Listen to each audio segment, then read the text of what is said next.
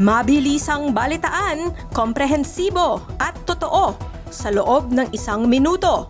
Simula na ang Diskurso Tidbits. Zaldico hindi na uuwi sa Pinas ayon sa abogado. Deathly afraid daw siya dahil sa banta sa buhay. Cebuanos nagngangalit sa DENR at Monterrazas dahil sa dilubyong naranasan kay Bagyong Tino. Sagutan sa Kongreso, umarangkada. Pulong Duterte hinamon si Tino na pumunta sa Davao. Solo parent ID ilalaban ni Yamsuan na gawing online para iwas gastos at pahirap.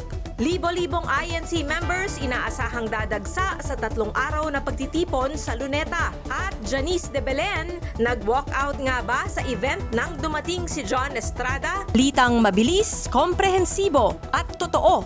Yan ang Diskurso Tidbits. Basahin ang tungkol sa lahat ng yan at sa marami pang ibang nakatutuwa at makabuluhang balita sa diskurso.ph.